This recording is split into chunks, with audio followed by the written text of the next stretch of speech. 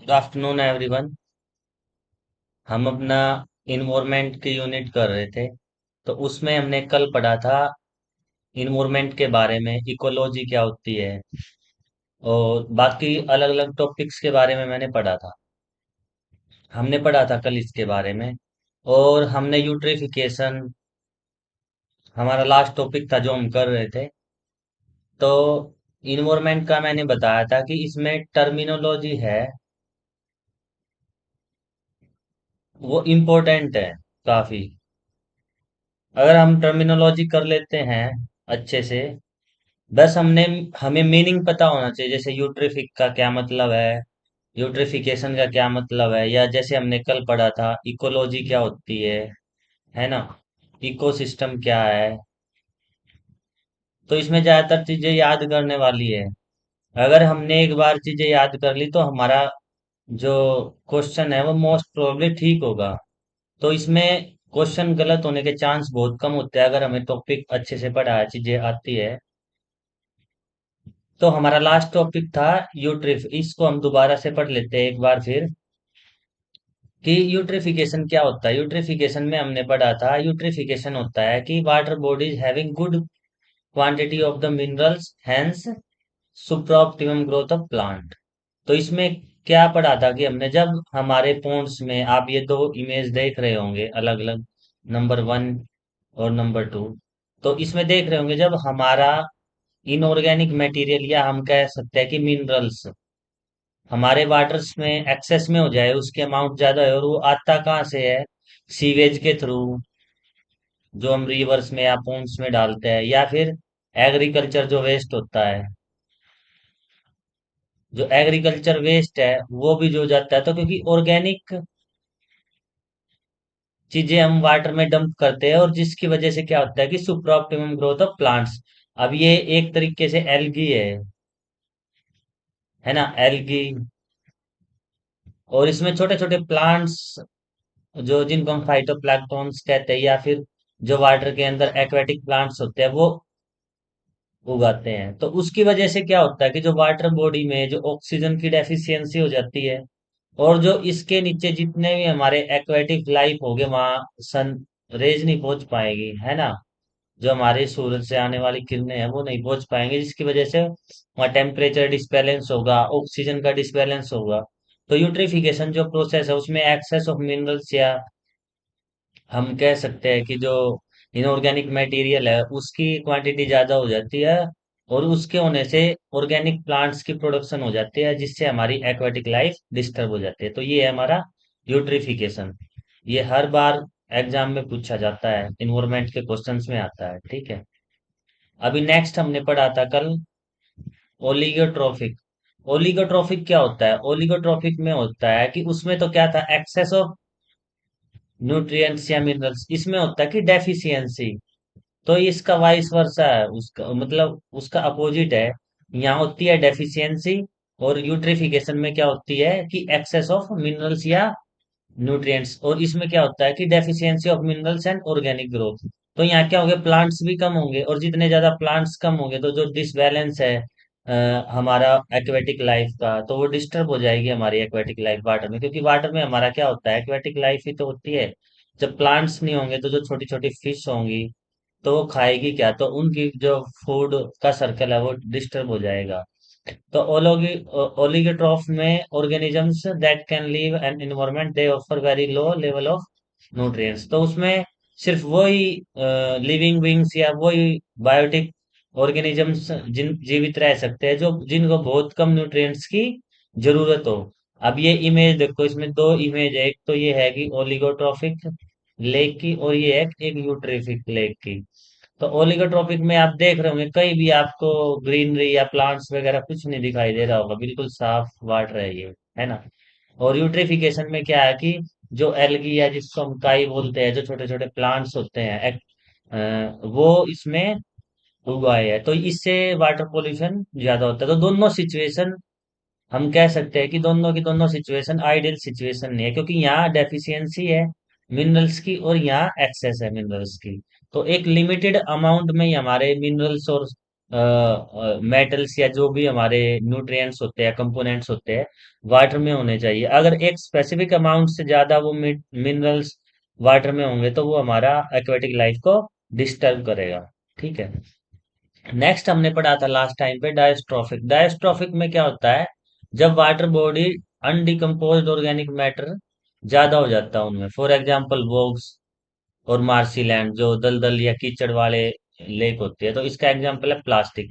तो प्लास्टिक भी decomposed अनडिकम्पोज्ड material है, और उसमें जो बोगस और जो मार्सी लैंड होती है, जो दलदल हो जाती है, ऐसे उसको हम डायस्ट्रोफिक बोलते हैं। ठीक है। अब नेक्स्ट है हमारा जो हम पढ़ेंगे अभी, अब वो है बायोम्स। तो बहुत बार क्वेश्चन पूछते हैं कि बायोम्स होता क्या, डायरेक्ट या तो स्टेटमेंट्स में आएगा आपके पास क्वेश्चन, है ना, एग्जामिनर पूछेगा, या फिर आपको मैच द फॉलोइंग में भी आ सकता है और डायरेक्ट क्वेश्चन भी आ सकता है, एमसीक्यू भी पूछ लेते हैं और एमएसक्यू भी पूछ लेते हैं आपसे। ठीक है, मल्टीपल मल्टीपल चॉइस क्वेश्चन और मल्टीपल सिलेक्टिव टाइप क्वेश्चन। तो बायोम्स क्या होते हैं, बायोम्स वो होते हैं कि हमारे हमने इकोसिस्टम पढ़ा था कि इकोसिस्टम में क्या था, कि इकोसिस्टम अलग अलग तरीके का हमारा इकोसिस्टम, जहाँ सेल्फ सस्टेन्ड बॉडी थी, जहाँ लिविंग ऑर्गेनिजम्स रह सकते हैं। तो हमारा टेरेस्ट्रियल पोर्शन होता है, जो बायोस्फीयर होता है, वो डिवाइडेड होता है छोटे छोटे बायोम्स में। और बायोस्फीयर हम आगे पढ़ेंगे, बायोस्फीयर क्या होता है, बायोस्फीयर होता है जहाँ लाइफ है ना। लाइफ का मतलब है कि वो ये अर्थ सरफेस, अगर इसको हम मान ले अर्थ सरफेस, तो अर्थ सरफेस के ऊपर, वाट एयर में और नीचे, मतलब जहाँ जीवन संभव है उसको हम बायोस्फीयर बोलते हैं। तो बायोस्फीयर को डिवाइडेड होता है छोटे छोटे बायोम्स में। जैसे इसमें दिखा है, ये माउंटेन्स है इधर, है ना, ये डेजर्ट का एरिया है, बिल्कुल ये वाटर का और फॉरेस्ट का एरिया है, ये यहाँ माउंटेन्स है ना। ये बिल्कुल फील्ड है, एम्प्टी है, दूर दूर तक कोई पेड़ नजर नहीं आ रहा, ये अलग वेदर है। तो ऐसे छोटे छोटे एरिया को बायोम्स कहते हैं जहाँ लाइफ हो, जो छोटे छोटे इकोसिस्टम्स हैं उनसे, मतलब इकोसिस्टम एक छोटी चीज है। इकोसिस्टम जब बहुत सारे इकोसिस्टम मिलके बनते हैं तो बायोम्स मिलते हैं, और जब बहुत सारे बायोम्स एक जगह मिल जाते हैं तो उसको हम बायोस्फीयर बोलते हैं। ठीक है। तो जैसे फॉर एग्जांपल है distinct climate adaptation like desert, grasslands, tropical forest, rain forest are the main example of biomes. तो इसके बारे में हमने कल भी पढ़ा था जब इकोसिस्टम पढ़ा था, नेक्स्ट हमारी इससे प्रीवियस क्लास में। तो डेजर्ट हुआ, ग्रासलैंड हुए, ट्रॉपिकल फॉरेस्ट हुए, रेन फॉरेस्ट हो, ये सभी के सभी क्या है, एग्जाम्पल्स है हमारे बायोम्स के। ठीक है। अभी नेक्स्ट टॉपिक है हमारा हैबिटेट। हैबिटेट क्या होता है। अब बहुत बार क्वेश्चन आता है कि कई बार पूछते हैं ना कि आपका हैबिटेट क्या है। हैबिटेट के हम पूछते हैं कि हैबिटेट होता है एक स्पेसिफिक इन्वायरमेंट और एक specific place where an organisms और a community of organisms naturally lives and thrives. तो एक ऐसा एरिया जहाँ एक स्पेसिफिक कम्युनिटी रह सकते हैं, जैसे वाटर है, वाटर के अंदर क्या रहेगा, एक्वेटिक लाइफ रहेगी। ठीक है। और अब इसमें देखो, ये एग्जांपल देखो एक बार। अब यहाँ वाटर है, वाटर के अंदर क्या है, ये फिश है ना। तो यहाँ अलग तरीके के इन्वायरमेंट होगा, और यहाँ सोइल होगी तो सोइल का क्या होगा, एक डिफरेंट तरीके का इन्वायरमेंट होगा। इसी तरीके से आप अगर एटमॉस्फेयर की बात करेंगे तो एटमॉस्फेयर में बहुत सारे बायोटिक एंड एबायोटिक स्पीसीज होंगे। तो बायोटिक और एबायोटिक स्पीसीज की जब हम बात करते हैं, तो बेसिकली हम जब बायोम्स में पढ़ेंगे तो हम बायोटिक स्पीसीज के बारे में ही बात करेंगे।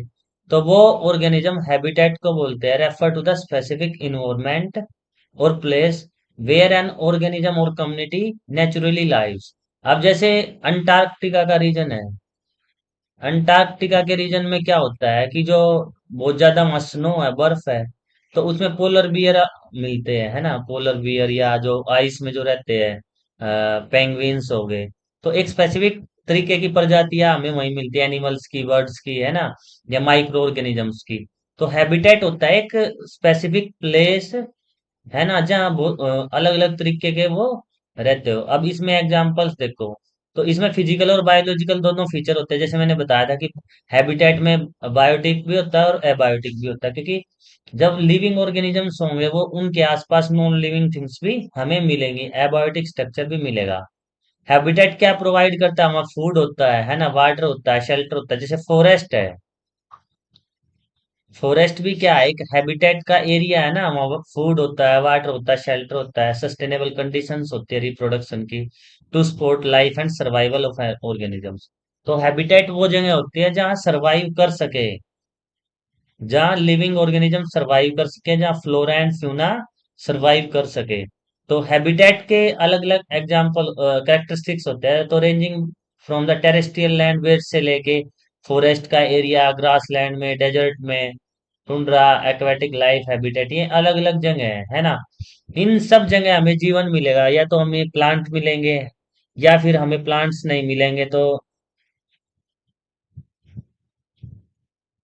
प्लांट्स नहीं मिलेंगे तो हमें क्या मिलेंगे? एनिमल्स मिलेंगे। ठीक है, तो एनिमल्स हुआ, प्लांट्स हुआ, तो ये सब तरीके की चीजें हम करेंगे। ठीक है, ये बात आई मेरी समझ में आपको? ठीक है, तो इसमें फॉरेस्ट हो गया, ग्रासलैंड हो गया, डेजर्ट हो गया, टुंड्रा हो गया, एक्वेटिक लाइफ हो गया, ये सारी की सारी चीजें क्या है? ये सारी की सारी चीजें अलग अलग हैबिटेट के एग्जाम्पल है। अब जैसे फॉर एग्जाम्पल जू है, चिड़ियाघर जो होते हैं, वो भी एक तरीके का हैबिटेट है, क्योंकि वहाँ आर्टिफिशियली, मैंने जब कल बात की थी, तो वो आर्टिफिशियली किसका एग्जाम्पल है? आर्टिफिशियल इकोसिस्टम का एग्जाम्पल है। इकोसिस्टम में भी वही होता है कि जो लिविंग ऑर्गेनिजम्स और नॉन लिविंग ऑर्गेनिजम्स रहते हैं, तो अलग अलग हैबिटेट हम बोलेंगे, जैसे desert area, forest area, Greenland area, है ना। तो बहुत बार क्या होता है कि जो फ्रेश वाटर लेक है, रिवर्स है, वेटलैंड है, और सेंचुरीज है, मैरीन इकोसिस्टम है, इंक्लूडिंग कोरल रीफ और कोस्टल जोन्स, यहाँ भी बहुत सारे क्या होते हैं हमारे, बहुत सारे बायोटिक और एबायोटिक स्पीसीज पाई जाती हैं। और जो बायोटिक और एबायोटिक स्पीसीज की जब हम बात करते हैं, तो एबायोटिक स्पीसीज में हमारा नॉन लिविंग थिंग्स आती है, और बायोटिक स्पीसीज में हमारी लिविंग्स ऑर्गेनिज्म आते हैं। ठीक है, ये बात आई समझ में? अगर ये बात समझ में आया तो मुझे एक बार कमेंट करके बताओ आप।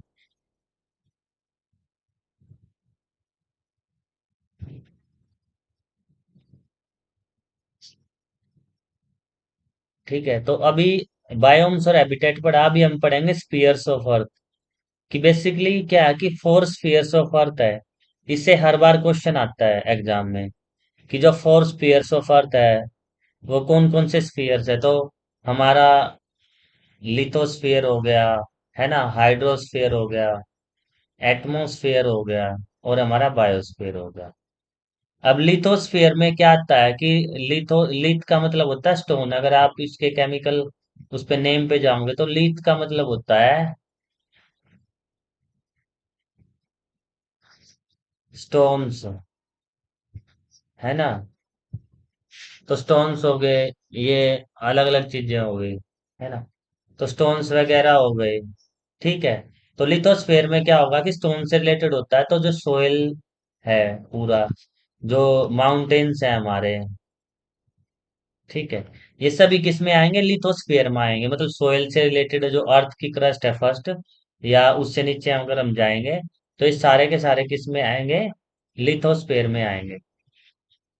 ठीक है, ये बात आई आपको समझ में, लिथोस्फेयर की। अब हम बात करते हैं लिथोस्फेयर के बाद हमारा हाइड्रोस्फेयर। अब हाइड्रोस्फेयर में क्या आएगा? हाइड्रोस्फेयर में वो आएगा जो वाटर है।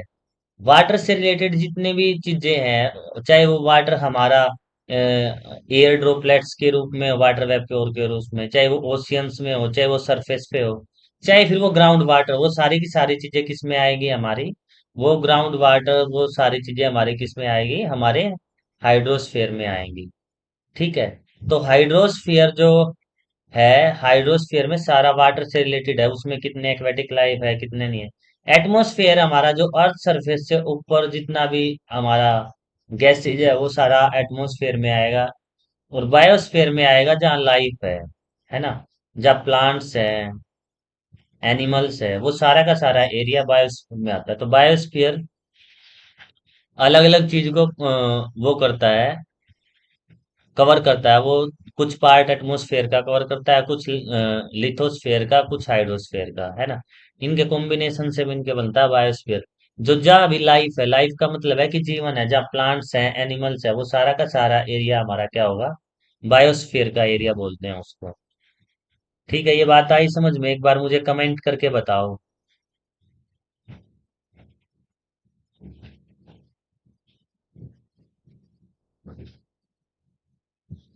इसमें अलग अलग हम स्फीयर्स के, इससे क्वेश्चन आता है आपका एटमॉस्फेयर से, हाइड्रोस्फेयर से, लिथोस्फेयर, बायोस्फेयर से। कई बार स्टेटमेंट में, कई बार डायरेक्ट उससे पूछ लेते हैं क्वेश्चंस। ठीक है। अभी सबसे पहले हम पढ़ेंगे हमारा बायोस्फीयर के बारे में कि बायोस्फीयर क्या है।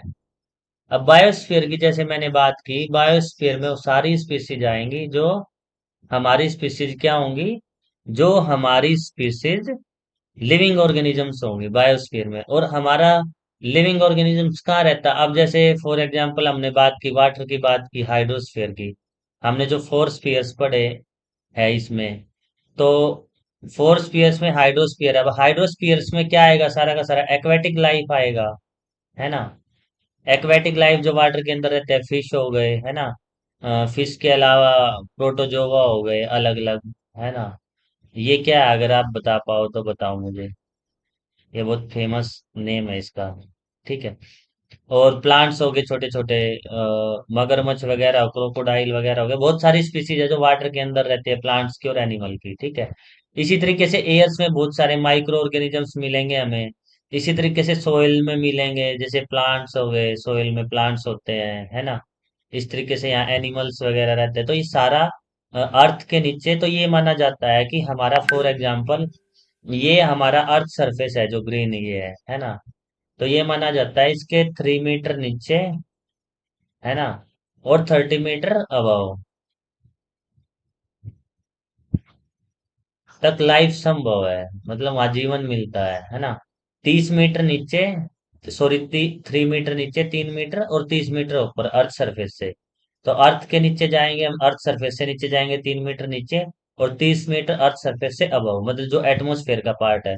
तो यहाँ क्या करती है, लाइफ एग्जिस्ट करती है ना। वो वाटर में हो, एटमोस्फेयर में हो, है ना, सोइल में हो, अलग अलग जगह, या किसी प्लांट्स पे हो, जितने भी हमारे सारे के सारे इकोसिस्टम हो गए। उसमें हमने बात की थी जो हमारा डेजर्ट का इकोसिस्टम हो, या फिर हमारा ग्रीनलैंड का इकोसिस्टम हो, चाहे वाटर का इकोसिस्टम हो, जो अलग अलग जगह जहां भी कहीं अर्थ पे लाइफ है, उसको हम पूरे को बायोस्फीयर बोलते हैं। ठीक है। हाँ, आपने बिल्कुल करेक्ट बताया, इसका नाम ऑक्टोपस है। ठीक है। तो ऑक्टोपस हो गया, वेल्स हो गई, तो ऐसे बहुत सारी चीजें हैं। ठीक है। तो ऑक्टोपस है, या अलग भी बहुत सारे जीव है, जो मैं, मेरा बताने का मतलब है कि जहां भी लाइफ एग्जिस्ट करती है उस सभी को हम बायोस्फीयर बोलते हैं। अभी हम अर्थ सरफेस पे है, तो अर्थ सरफेस भी बायोटिक बायोस्फीयर का एग्जांपल है। ठीक है। तो क्वेश्चन इस तरीके से आएगा कि बायोस्फीयर क्या होता है, तो बायोस्फीयर में आप बता देंगे अगर हाइड्रोस्फीयर में बायोस्फीयर संभव है, हाँ बिल्कुल, क्योंकि बायोस्फीयर वो एरिया है जहाँ लाइफ है। वो लिथोस्फीयर का भी पार्ट है, वो हाइड्रोस्फीयर का भी पार्ट है, वो एटमोस्फेयर का भी पार्ट है। ठीक है, इससे रिलेटेड क्वेश्चन आया तो आप कर दोगे ना। अब इसमें देखो, जैसे बायोस्फीयर लाइफ जोन का है, तो हमारा यही बात इसमें बता रहा है कि हाइड्रोस्फीयर, लिथोस्फीयर, है ना, और एटमोस्फेयर, ये सारा का सारा हमारा सोइल है, ये प्लांट्स है, ये सब बायोस्फीयर का पार्ट है। ठीक है। अब ये देखो आप इमेज, इंक्रीजिंग ड्राइनेस। अब जैसे जैसे इधर ड्राइनेस इंक्रीज हो रही है, मतलब यहाँ H2O का कंटेंट क्या हो रहा है, कम हो रहा है ना। H2O का कंटेंट है, या जो अमाउंट है वो कम होती जा रही है। ठीक है। अब इससे क्या होगा, अगर कम होगी तो उससे क्या होगा कि मॉइस्चर नहीं होगी उस लैंड में, और जैसे जैसे मॉइस्चर नहीं होगे तो ये कौन सा एरिया आ जाएगा यहाँ, डेजर्टिफिकेशन वाला। तो जो डेजर्ट का एरिया है वो सारा का सारा इधर आ जाएगा। ठीक है। और जैसे जैसे हम इसमें अब जा रहे हैं तो ट्रॉपिकल रीजन से हम आर्कटिक रीजन की तरफ जा रहे हैं। ठीक है। सब आर्कटिक रीजन है, टेम्परेट रीजन है। तो ट्रॉपिकल फॉरेस्ट होते हैं, रेन फॉरेस्ट, जहाँ सबसे ज्यादा बारिशें होती है। तो क्वेश्चन आया है कि ट्रॉपिकल फॉरेस्ट क्या होते हैं? ट्रॉपिकल रेन फॉरेस्ट होते हैं वहां जहाँ सबसे ज्यादा बारिशें होती है ना। और जितनी ज्यादा बारिशें होंगी उतनी ज्यादा वहां पेड़ होंगे और उतनी ज्यादा लाइफ सरवाइव करेगी। और जैसे जैसे इधर बढ़ेंगे बढ़ेंगे ड्राइनेस बढ़ेगी, तो वाटर कंटेंट कम होगा, तो फिर पेड़ से फिर ग्रीनलैंड या ग्रास, जो इस तरीके के हैं सारे के सारे ये एरिया आ जाएगा जो सिर्फ घास होगी। और एक टाइम के बाद ऐसा आएगा डेजर्ट का एरिया जहाँ कुछ नहीं होगा, जहाँ प्लांट नहीं होंगे, है ना। तो यहाँ क्या होगा, लाइफ क्या होगी, सबसे कम होगी डेजर्ट एरिया में। तो कई बार क्वेश्चन पूछे आपको कि ट्रॉपिकल रेन फॉरेस्ट, है ना, ट्रॉपिकल फॉरेस्ट और डेजर्ट में कहाँ लाइफ ज्यादा होती है, मतलब बायोस्फीयर कहाँ कवर ज्यादा करता है। तो डेजर्ट्स के मुकाबले ट्रॉपिकल रेन फॉरेस्ट में होगा, क्योंकि वहाँ बहुत तरीके के प्लांट्स मिलेंगे आपको, और बहुत तरीके के एनिमल्स मिलेंगे उसमें, इंसेक्ट से लेके, है ना, जितनी प्रजातियां हमारी, उनकी वो सारी चीजें हमें मिलेगी। ठीक है। और इसमें अलग अलग बताया है कि ये ट्रॉपिकल रेन फॉरेस्ट है, ये टेम्पोरेट फॉरेस्ट है, ठीक है, ये बोरेल फॉरेस्ट है, टुंड्रा है जहाँ बहुत कम प्लांट्स वगैरह हैं। ठीक है। अभी हम इसको डिटेल में पढ़ते हैं, हमारा लिथोस्फेयर को, स्टेटोस्फेयर को। अब इससे एग्जाम में क्या होगा कि हमारे क्वेश्चंस इससे आएंगे सबसे ज्यादा, कि लिथोस्फेयर के बारे में पूछता है कि वो लिथोस्फेयर क्या है ना। जब हमने हमारे फोर स्फीयर्स ऑफ एटमॉस्फेयर के बारे में पढ़ा, तो हम सबसे पहले लिथोस्फेयर के बारे में पढ़ता है। लिथोस्फेयर क्या है कि लिथोस्फेयर हमारी आउटर मोस्ट सरफेस है अर्थ सरफेस का। अब ये देखो, जो हमारा जो अर्थ सरफेस है, ये अर्थ है, इसका जो आउटर मोस्ट पार्ट है उसको लिथोस्फेयर बोलते हैं, और उसके अलग अलग पार्ट है। अब जब सबसे नीचे देखो, ये सबसे नीचे थोड़ा आपको कम दिख रहा होगा, तो इनर कोर है जो सबसे नीचे अर्थ क्रस्ट है ना। उसके बाद है उसके आउटर कोर, उसके बाद है लोअर मेंटल, उसके बाद अपर मेंटल, उसके बाद है अर्थ क्रस्ट। तो जो ये अर्थ क्रस्ट का एरिया है ना, ये अर्थ क्रस्ट का, ये जो अर्थ क्रस्ट का एरिया है ना, ये इधर हमारा लिथोस्फेयर एग्जिस्ट करता है। ठीक है। ये लिथोस्फेयर इसमें क्यों है, क्योंकि लिथोस्फेयर में हमारा जो अपर मोस्ट पार्ट है, जहाँ सोइल वगैरह है ना, वो हमारा लिथोस्फेयर के अंदर आता है। अभी हम पढ़ रहे थे कि outer most layer of earth surface, earth structure का हमारा लिथोस्फेयर है, उसमें कंपोज्ड क्या होता है, एक तो क्रस्ट होती है ना, अपर मोस्ट मेंटल लेयर होती है जो, ठीक है। नेक्स्ट का हमारा क्या होता है, सोलिड, रिजिड और ब्रिटल पार्ट होता है अर्थ का। अब जैसे लैंड मासीज हो गए, ओशियन क्रस्ट होगी, तो अलग अलग हमारी ये अर्थ क्रस्ट होती है इसमें। ठीक है। अपर मोस्ट लेयर होगी, मेंटल होगी, ये अलग अलग चीजें हमें इसमें मिलेंगी। अब की करेक्टरिस्टिक्स क्या है हमारे लिथोस्फेयर के, कि जो सबसे ऊपर वाली अर्थ क्रस्ट होती है, मैंने बताया था ना कि फॉर एग्जांपल ये अर्थ सरफेस है, तो इसके 3 metre below the earth surface ही लाइफ एग्जिस्ट करती है। तो ये वही पार्ट है हमारा अर्थ क्रस्ट का, जो अर्थ लिथोस्फेयर का आउटर मोस्ट पार्ट है लिथोस्फेयर का। और ये फर्दर डिवाइडेड किस में है, ओसेंट्रिकल क्रस्ट और ओशियानिटिक क्रस्ट। तो जब सॉरी कॉन्टिनेंटल जो क्रस्ट थी, वो किससे बनी हुई है, continents and it's composed mainly of granite rocks हो गई, ओशियनिक क्रस्ट होगी thinner primary composed of the basalt rock. तो ये रॉक्स होती है बेसिकली, ये चट्टानें होती है, जैसे जो माउंटेन होते हैं हमारे अलग अलग जगह के, वो इसी से मिलके बने होते हैं। जो माउंटेन्स का एरिया पूरा का पूरा वो लिथोस्फेयर का पार्ट है ना। हमारे प्लेन एरियाज हो गए सोइल के, बेसिकली हम बात करें जो हमारे अर्थ सरफेस का जो सबसे पहली लेयर है उसको हम लिथोस्फेयर बोलते हैं। ठीक है। और लिथोस्फेयर में अर्थ क्रस्ट, ये मेंटल वेल, ये सारी चीजें इसमें आती है। ठीक है। अब इसमें नेक्स्ट पढ़ेंगे जो टेक्टोनिक प्लेट्स होती है। टेक्टोनिक प्लेट्स के बारे में बहुत बार क्वेश्चन आता है, इसमें आगे हम जब अर्थक्वेक को डिटेल में पढ़ेंगे, अर्थक्वेक से क्वेश्चन आते हैं हर बार कि अर्थक्वेक क्यों होता है, क्योंकि जो टेक्टोनिक प्लेट्स होती है हमारी अर्थ सरफेस की, वो क्या होती है, the lithosphere is broken into several large and smaller grid plates. तो हमारा लिथोस्फीयर का जो एरिया है वो छोटी छोटे किस में होता है, छोटी छोटी लेयर्स में होता है। अगर मैं इसको लेयर्स की तरह एक बार ड्रा करूं, तो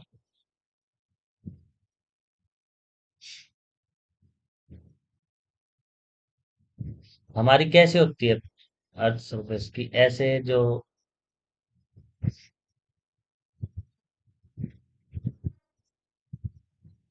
इस तरीके से प्लेट्स होती है बहुत सारी अर्थ सरफेस में, है ना। उसमें क्या होता है कि जैसे जैसे कुछ लार्ज साइज की प्लेट होंगी, कुछ स्मॉल साइज की प्लेट होंगी, तो जब ये इनके बीच में क्या होता है कि फ्लोट होने सेमी फ्लूइड, इनके बीच में थोड़ा बहुत फ्लूइड होता है इनके बीच में। तो जब ये एक दूसरे पर मूव करती है ना, tectonic plate, the movement of interaction these plates give the various geological phenomena such as earthquake, volcanic activity और फॉर्मेशन ऑफ माउंटेन रेंज। तो जब ये हमारी टेक्टोनिक प्लेट से एक दूसरे से फ्रिक्शन करती है, इधर उधर मूव करती है, तो तभी हमारा अर्थक्वेक आता है या हमारे वोल्केनोइक आते हैं, है ना, जिसको हम ज्वालामुखी बोलते हैं हिंदी में।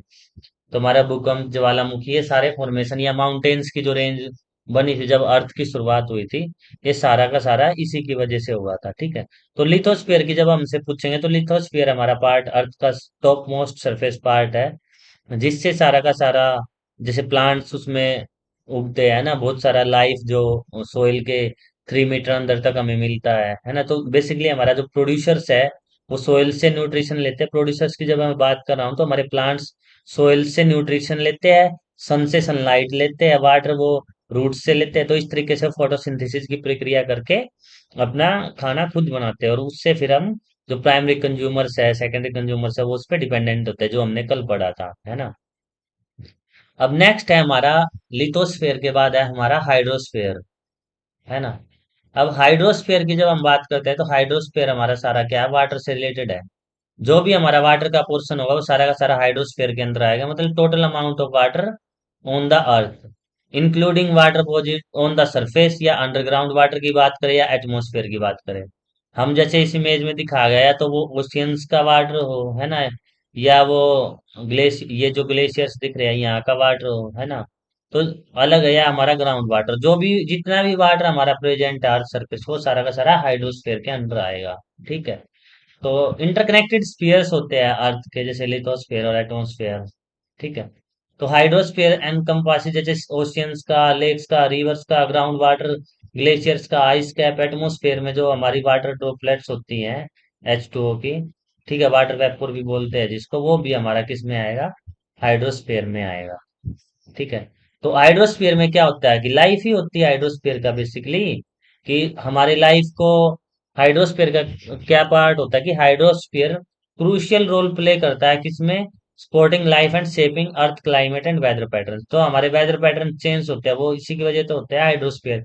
अगर हमारा अर्थ पे वाटर ही प्रेजेंट ना हो, तो हमारी लाइफ ही एग्जिस्ट नहीं कर सकती। तो नेचर में जितने भी कंपोनेंट है वो सभी के सभी इंपॉर्टेंट है ना।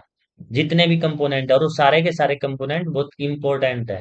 अगर एक भी कंपोनेंट हमारा मिस होता है इन्वायरमेंट का, तो उसकी वजह से जो लाइफ है, जो सर्वाइवल है, फ्लोरा एंड फ्यूना का, बायोटिक है बायोटिक का, ह्यूमन बींग्स का, प्लांट्स का, एनिमल का, वो सर्वाइवल का इश्यू आ जाएगा। तो सर्वाइवल के लिए सबसे ज्यादा जरूरी है हमारा वाटर, ठीक है। जो जितनी सारी चीजें जरूरी है, उनमें से एक जरूरत हमारी क्या है, वाटर, ठीक है। तो वाटर बहुत काफी इंपॉर्टेंट रोल प्ले करता है हमारे इकोसिस्टम में, हमारे इन्वायरमेंट में, ठीक है। अब नेक्स्ट है हमारा एटमॉस्फेयर। अब इससे भी बहुत सारे क्वेश्चन आते हैं एटमॉस्फेयर से। डायरेक्ट आपसे पूछ लेगा कि एटमॉस्फेयर क्या है। हमें पता ही है एटमॉस्फेयर हमारा अर्थ सरफेस से जितना भी ऊपर है वो है। उसमें बेसिकली क्या, हमारी गैसेज है ना।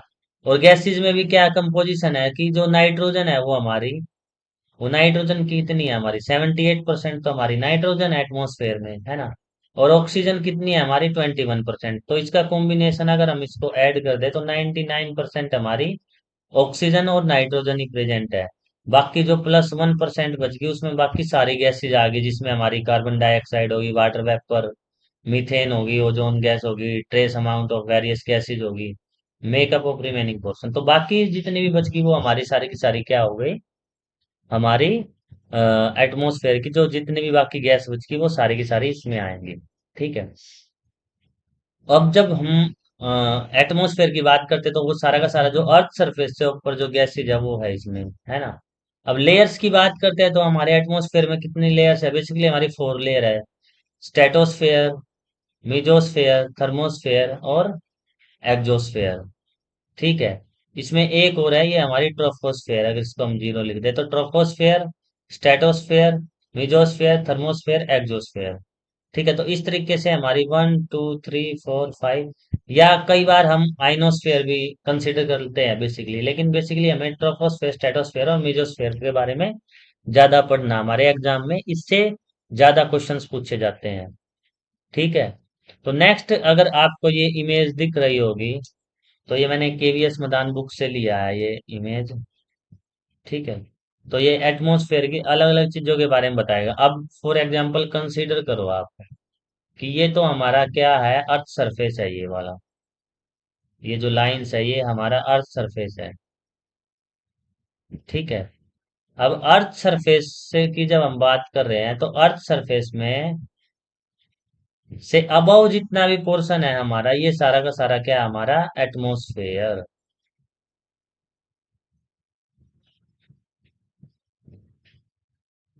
ठीक है। ये हमारा एटमॉस्फेयर आता है इसके अंदर। अब एटमॉस्फेयर की बात करेंगे, तो एटमॉस्फेयर में जो हम हमारी सबसे पहली लेयर होती है वो क्या है हमारी, सबसे पहली लेयर है हमारी ट्रोपोस्फेयर।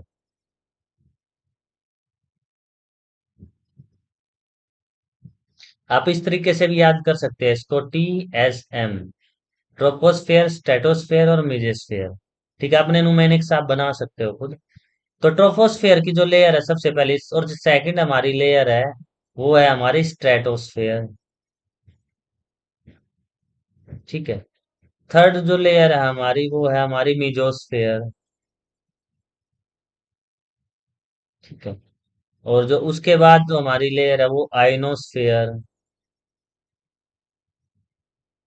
ठीक है। और फिर एक्सोस्फेयर या थर्मोस्फेयर जो जिसको हम बोलते हैं। ठीक है। तो अभी हमें इसमें क्या बात समझनी है कि जो हमारी ट्रोपोस्फेयर है, तो ट्रोपोस्फेयर जो लेयर है इसी में तो सारी चीजें होती है बेसिकली, जितनी भी हमारी एक्टिविटी होती है ना।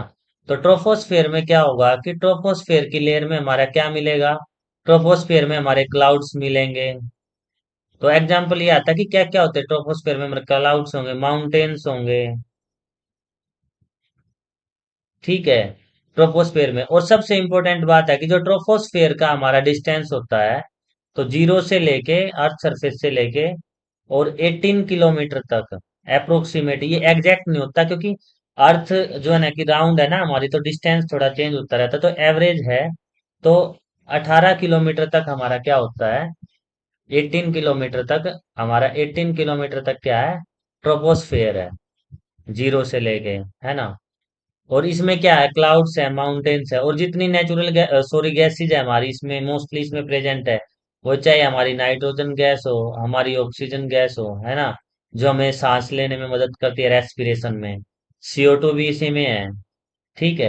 अब ट्रोपोस्फेयर में जो गैसेज है इनको हम ग्रीन हाउस गैस बोलते हैं। ये फिनोमिना हम बाद में पढ़ेंगे अपने नेक्स्ट लेक्चर में, किसमें, जब हम ग्लोबल वार्मिंग और क्लाइमेट चेंज को पढ़ेंगे, तो उस टाइम पे हम पढ़ेंगे कि ग्रीन हाउस गैसेज का क्या इफेक्ट है, green house gases, green house effect है, और फिर क्लाइमेट चेंज कैसे होता है, ये सारी चीजें पढ़ेंगे। लेकिन अभी हमारे लिए इम्पोर्टेंट है कि जो ट्रोपोस्फेयर की लेयर है उसमें क्लाउड्स होते हैं, माउंटेन्स होते हैं, है ना। इधर नाइट्रोजन गैस है, ऑक्सीजन गैस होती है, इसमें कार्बन डाइऑक्साइड गैस होती है, और जीरो से लेके 18 किलोमीटर तक हमारा ट्रोपोस्फेयर की लेयर होती है। ठीक है। अब उसके बाद हम बात करते हैं कि ट्रोपोस्फेयर में जो टेम्परेचर होता है, टेम्परेचर क्या होता है, डिक्रीज होता है। अब यहाँ लिख लो, ट्रोपोस्फेयर में टेम्परेचर डिक्रीज होता है। ठीक है। और इसमें हमारा -80 डिग्री तक टेम्परेचर चला जाता है, अगर हम बात करें तो -80 डिग्री सेल्सियस तक टेम्परेचर चला जाता है। ठीक है। अब नेक्स्ट है जो हमारी, वो है स्ट्रेटोस्फेयर। अब स्ट्रेटोस्फेयर कितने किलोमीटर तक होती है, स्ट्रेटोस्फेयर होती है हमारी 50 किलोमीटर तक अप्रोक्सीमेट। और उसके बाद स्ट्रेटोस्फेयर के बाद जो हमारी आइनोस्फेयर स्टार्ट होती है, तो आइनोस्फेयर होती है 80 किलोमीटर तक, अर्थ सरफेस से डिस्टेंस है। फिर एक्सोस्फेयर होती है 400 किलोमीटर तक, है ना, और इससे अबव। तो जीरो से लेके 18 किलोमीटर तक हमारी ट्रोपोस्फेयर, 18 किलोमीटर से 50 किलोमीटर तक हमारी स्ट्रेटोस्फेयर, और 50 किलोमीटर से 80 किलोमीटर तक हमारी मीजोस्फीयर, देन 80 to 400 किलोमीटर तक हमारा आइनोस्फीयर। अब जो सेकंड मोस्ट इंपोर्टेंट हमारी लेयर है वो है हमारी कौन सी, स्ट्रेटोस्फेयर। तो स्ट्रेटोस्फेयर में क्या होता है, एरोप्लेन स्ट्रेटोस्फेयर में फ्लाई करते हैं, ठीक है। हमारा जो स्ट्रेटोस्फेयर का एरोप्लेन्स हो गए, और जो सबसे मोस्ट इम्पोर्टेंट चीज है इसमें हमारी, वो क्या सबसे मोस्ट इम्पोर्टेंट चीज है कि ये ओजोन स्फीयर है यहाँ। ओजोन स्फीयर का मतलब ओजोन लेयर। तो मुझे कमेंट करके बताओ ओजोन लेयर हमें किस चीज से प्रोटेक्ट करती है, क्योंकि आपका एग्जाम में क्वेश्चन आएगा कि ओजोन लेयर आपके एटमॉस्फेयर के किस लेयर में पाई जाती है। तो उसका डायरेक्ट एग्जाम्पल हो, डायरेक्ट होगा कि स्ट्रेटोस्फेरिक जो होता है हमारा, वहां हमें ओजोन लेयर मिलती है।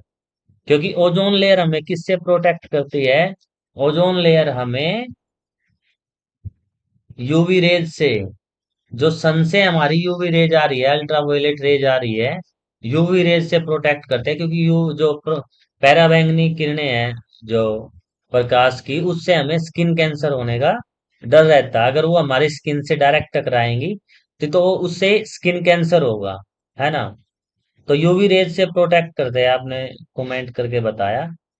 तो स्ट्रेटोस्फियर की जो ओजोन है वो होती है गुड ओजोन लेयर। अगर कई बार क्वेश्चन ये आएगा कि अगर आपके ट्रोपोस्फेयर में ओजोन लेयर है तो वो कैसी होगी, तो ओजोन लेयर जो स्ट्रेटोस्फेयर ट्रोपोस्फेयर में होगी वो हमारे लिए पॉइजनस होती है ना। तो पॉइजनस होती है क्योंकि उससे इरिटेशन ऑफ आई, है ना। तो इस तरीके से, और ये किससे होती है, ट्रांसपोर्ट से होती है। जब हम आगे पढ़ेंगे तो रिएक्शन करके, जब हम एयर पोल्यूशन पढ़ेंगे तो उस टाइम पे पढ़ेंगे हम कि ओजोन, ट्रोपोस्फेयर में जो ओजोन आती है वो कहाँ से आती है। बेसिकली वो जो ट्रांसपोर्ट में जो हमारा पोल्यूशन होता है उसकी वजह से हमारी ट्रोपोस्फेयर की लेयर आती है, ठीक है। अब नेक्स्ट है हमारा, अब हमने पढ़ लिया ना कि ओजोन लेयर आएगी तो हमारा वो कहाँ होगी, वो स्ट्रेटोस्फेयर में होगी ओजोन लेयर, और एरोप्लेन्स भी यहीं उड़ते हैं। और ओजोन लेयर का जो, सॉरी, इसका स्ट्रेटोस्फेयर का जो टेम्परेचर है, यहाँ हमने क्या किया था, डिक्रीज होता है टेम्परेचर, है ना। टेम्परेचर डिक्रीज होता है, और इसमें टेम्परेचर क्या होता है, इंक्रीज होता है। तो -80 डिग्री सेल्सियस था ना, या -80 डिग्री सेल्सियस से ये 0 डिग्री सेल्सियस चला जाता है। तो ट्रोपोस्फेयर में टेम्परेचर डिक्रीज करता है, स्ट्रेटोस्फेयर में इंक्रीज करता है, मिजोस्फेयर में फिर डिक्रीज कर जाएगा, यहाँ चला जाएगा -100 डिग्री सेल्सियस तक, है ना। और उसके बाद फिर इंक्रीज ही करता जाता है, उसके बाद कभी डिक्रीज नहीं होता। इसीलिए जब आपने देखा होगा कि अब आप देखते होंगे कि आप जैसे ही गर्मियां ज्यादा होती है, अभी गर्मियों का टाइम है, समर है, तो समर वेकेशन में लोग माउंटेन्स पे चले जाते हैं। तो माउंटेन्स में क्यों जाते हैं, क्योंकि माउंटेन्स पे टेम्परेचर कम होता है ना। वहाँ टेम्परेचर कम क्यों होता है, तो इसी के बारे में अगर आप थोड़ी सी साइंस पढ़ोगे, टेम्परेचर इसलिए कम होता है क्योंकि जैसे ही हम अर्थ सरफेस से ऊपर की तरफ जाते हैं तो हमारा टेम्परेचर लैप्स होने लगता है और माइनस में पहुंचने लगता है। तो माउंटेन्स पे कम टेम्परेचर होता है क्योंकि जो गैस का कंसंट्रेशन होता है ना, वो अर्थ सरफेस के नियर ज्यादा होता है, और जितनी ज्यादा अर्थ सरफेस के नियर गैस होगी उतनी ज्यादा हीट एब्जॉर्ब करेगी, और जितना ऊपर जाते जाएंगे वहां हीट एब्जॉर्प्शन कम हो जाएगी। तो ये रीजन होता है कि माउंटेन्स में, या हमारे उत्तराखंड में, जम्मू कश्मीर में, हिमाचल प्रदेश में जो हाई एल्टीट्यूड के एरिया है वहाँ टेम्परेचर कम होता है, ठीक है। तो स्ट्रेटोस्फेयर में हमारी कौन सी लेयर होगी, ओजोन लेयर। उसके बाद होता है हमारा मिजोस्फेयर। मिजोस्फेयर में कुछ नहीं होता, मिजोस्फेयर में बेसिकली जो रेडियो एक्टिव वेव्स वगैरह है इनके बारे में पूछते हैं। और उसके बाद है आयनोस्फेयर। आयनोस्फेयर में हमारा जो आयंस होते हैं बेसिकली, है ना, इनके बारे में हम अब डिटेल से पढ़ेंगे। हमारे लिए जो सबसे इंपॉर्टेंट दो लेयर है वो है ट्रोपोस्फेयर और स्ट्रेटोस्फेयर। ट्रोपोस्फेयर में हमारी गैसेज होती है एटमोस्फेयर की, और स्ट्रेटोस्फेयर में भी गैसेज होते हैं, लेकिन वहाँ ओजोन लेयर होते हैं जो हमारे यूवी रेज से प्रोटेक्ट करती है, सबसे इंपॉर्टेंट जो लेयर है, ठीक है। अब इसमें देखो, ये हमारा, ये मैंने एक इमेज दिख रही होगी आपको, worldatlas.com से लिया ये। तो इसमें सबसे नीचे लेवल पे क्या होगा हमारा, ट्रोपोस्फेयर, है ना। जो मैंने आपको याद करने की ट्रिक बताई थी, आप TSM लिख लो, TSM से आप कोई भी नाम जोड़ सकते हो, है ना। जो भी आपको न्यूमेरिक्स बना, ताकि आपको ये इसका क्रोनोलॉजी याद रहे, क्योंकि क्रोनोलॉजिकल क्वेश्चन आते हैं कई बार। और क्रोनोलॉजिकल क्वेश्चंस एग्जाम में आपको अगर पता है कि कौन सी लेयर पहले आएगी, तो ट्रोपोस्फेयर आएगी हमारी सबसे पहले, उसके बाद स्ट्रेटोस्फेयर, उसके बाद मीजोस्फेयर, देन थर्मोस्फेयर, और जो एक्सोस्फेयर, एक्सोस्फेयर पे होते हैं बेसिकली हमारे जो ये स्पेस के लिए जो रॉकेट्स वगैरह जाते हैं, ये सारे के सारे हमारी जितने भी सैटेलाइट है, ये सारे की सारी हमारी एक्सोस्फेयर में होती है, मीजोस्फेयर के बाद। ठीक है। अभी नेक्स्ट है हमारा, अभी हम डिटेल में पढ़ेंगे ट्रोपोस्फेयर में क्या। अब हमने एटमॉस्फेरिक लेयर पढ़ी ना, तो एटमॉस्फेरिक लेयर में बेसिकली हमने क्या क्या पढ़ा, हमारी बेसिकली चार लेयर है एटमॉस्फेयर की: स्ट्रेटोस्फेयर, मीजोस्फेयर, ट्रोपोस्फेयर, आयनोस्फेयर। तो बेसिकली हमने ये अलग अलग लेयर्स पढ़ी है एटमॉस्फेयर की। ठीक है। तो ट्रोपोस्फेयर की जब हम बात करते हैं, तो ट्रोपोस्फेयर में हमारा क्या है, तो it is the lowest layer है, क्योंकि अर्थ सरफेस में ऐसे सबसे जो अर्थ सरफेस के नजदीक से सबसे पहले हमारी ट्रोपोस्फेयर है ना। बट एक्सटेंड टू 18 किलोमीटर, यही चीजें पढ़ी हमने, है ना। और 8 kilometre on the poles and equators पे क्या है, 18, क्योंकि अर्थ हमारी कैसे है, ऐसे है ना। तो ये वाली और ये वाली इक्वेटर्स पे और पोल्स पे, तो इक्वे ये जो पोर्शन होगा हमारा, ये कितना होगा, ये 18 किलोमीटर, है ना। और जो ये वाला पोर्शन होगा, ये हमारा 8 किलोमीटर। ठीक है। इस तरीके से। तो इसमें एटमॉस्फेयर, ट्रोपोस्फेयर लेयर क्यों इंपॉर्टेंट है, क्योंकि सारे के सारे वेदर जो होते हैं हमारे, विंटर हो, समर हो, ऑटम हो, स्प्रिंग हो, जितने भी सीजन्स होते हैं हमारे, वेदर होते हैं, वो सारे के सारे ट्रोपोस्फेरिक लेयर में होते हैं। तो कई बार क्वेश्चन आता है कि हमारे जो वेदर पैटर्न होता है वो कौन सी लेयर में होता है, तो हमारा वेदर पैटर्न ट्रोपोस्फेरिक लेयर में होता है। ठीक है।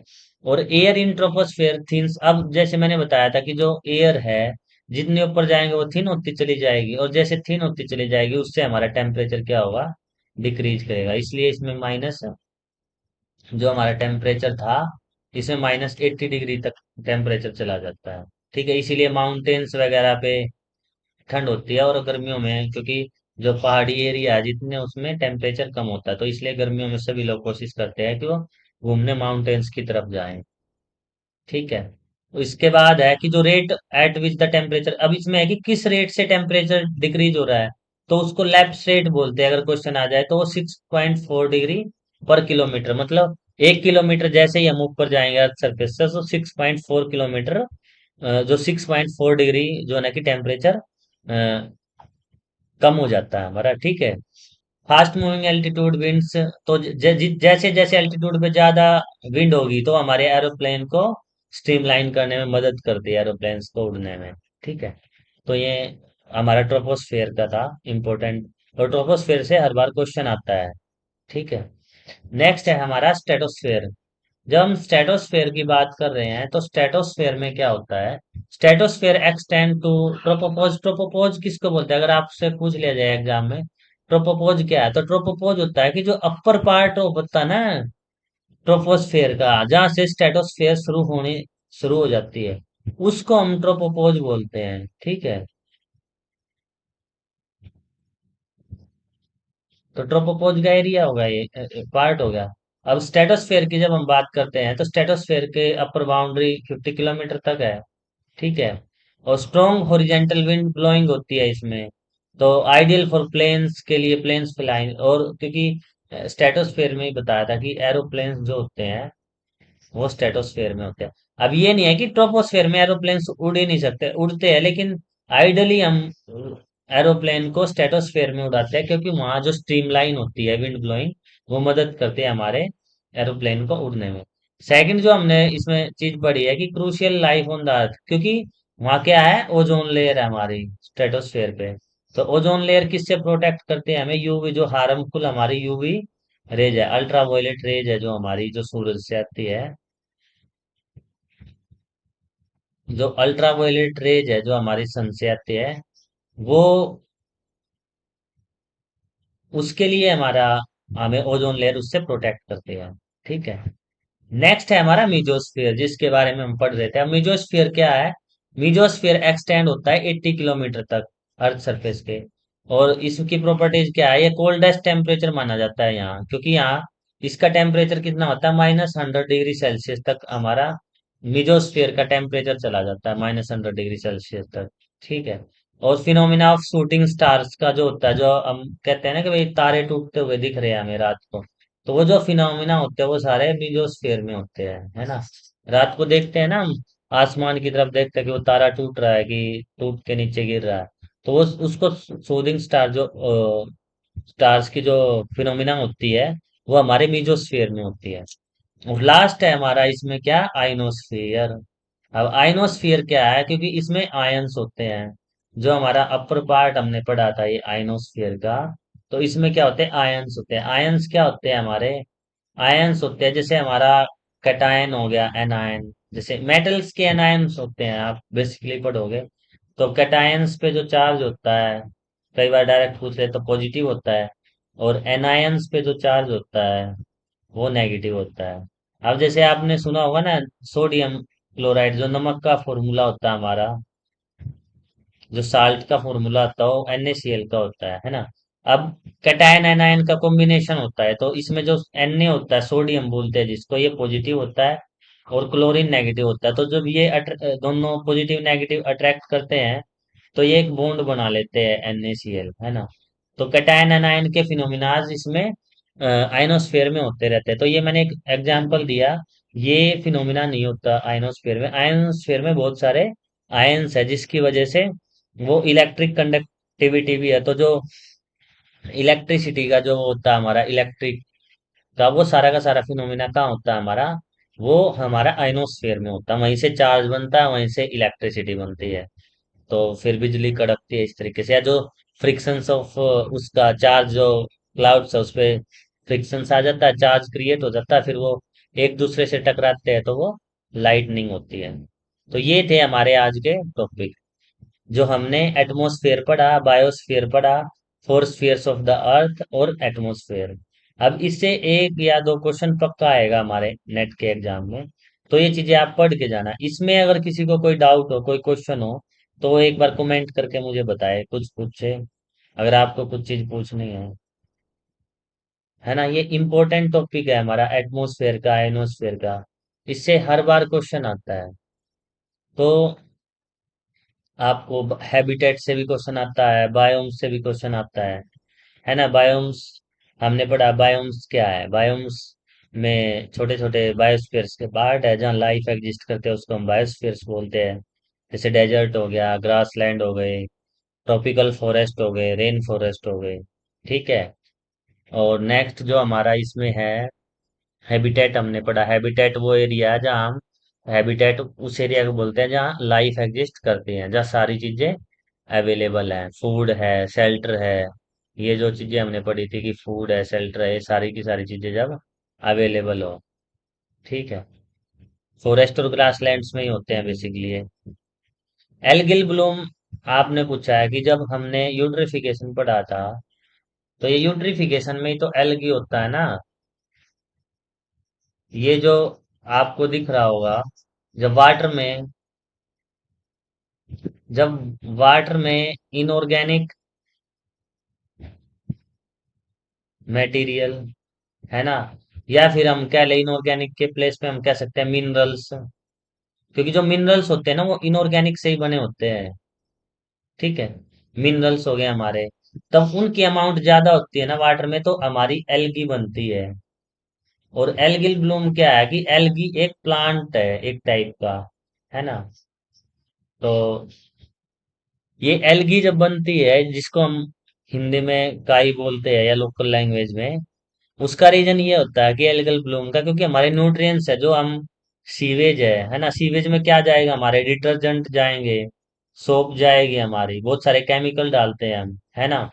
तो जो एग्रीकल्चर से क्या जाएगा हमारा, जो मैंने लिखा था, एग्रीकल्चर से जाएगा हमारे फर्टिलाइजर्स, यूरिया वगैरह, डीपीए, ये सारे के सारे क्या है, डीएपी, सॉरी डीपीए का है मैं, डीएपी जो खाद होता है, तो वो क्या करेंगे, एल्गल ब्लूम बनाएंगे उसमें हमारे, जो वाटर के पॉन्ड्स है या बड़े बड़े लेक्स है उसमें। तो एल्गल ब्लूम बेसिकली प्लांट्स है, टाइप ऑफ प्लांट। तो ये भी एक तरीके से लिविंग ऑर्गेनिजम्स है, तो बायोटिक स्पीसीज ही है हमारा एल्गल ब्लूम, ठीक है। आया समझ में आपको एल्गल ब्लूम क्या होता है। ये बेसिकली यूट्रिफिकेशन की प्रोसेस की वजह से होता है। और आप प्रीवियस ईयर्स क्वेश्चंस करना पीवाई को, तो उसमें देखेंगे कि जो यूट्रिफिकेशन है वो हर बार क्वेश्चन पूछा गया। यूट्रिफिकेशन तो ये लगा लो कि बहुत इंपॉर्टेंट टॉपिक है हमारे नेट के एग्जाम से, इस पे तो पक्का क्वेश्चन आता ही है यूट्रिफिकेशन पे, है ना। बाकी आगे बढ़ाएंगे बायो मैग्निफिकेशन क्या होता है, उससे भी बहुत बार एग्जाम में क्वेश्चन आते हैं।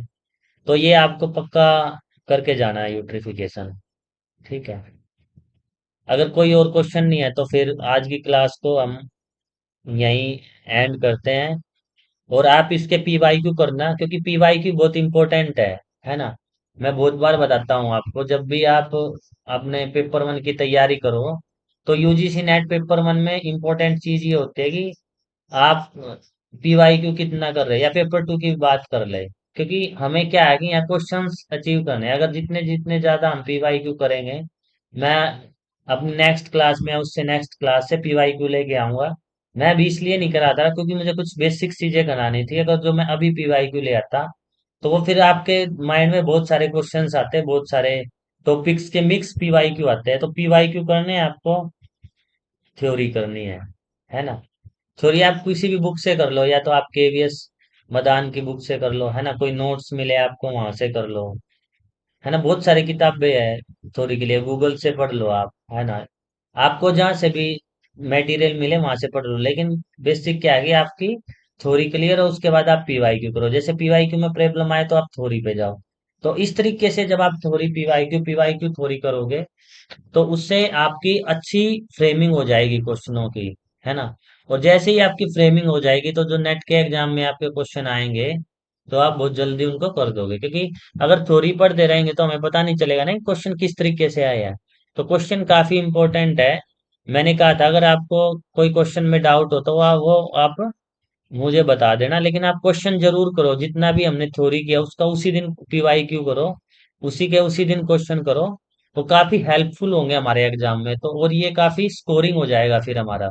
अब जैसे हमने पीवाईक्यू कर लिए तो हम एग्जाम में 5 आउट ऑफ 5 भी करने की कोशिश करेंगे। अगर कोई जो करंट का जो क्वेश्चन आता है जीएस का एक क्वेश्चन, अगर वो हमने पढ़ा हो तो, नहीं तो 4 आउट ऑफ 5 तो हम इसमें बिल्कुल ठीक कर सकते हैं, ठीक है। तो आज की क्लास में इतना, बाकी हम नेक्स्ट क्लास में पढ़ेंगे अपने इन्वायरमेंट से रिलेटेड जो टॉपिक है उनके बारे में। तो thank you very much to all of you.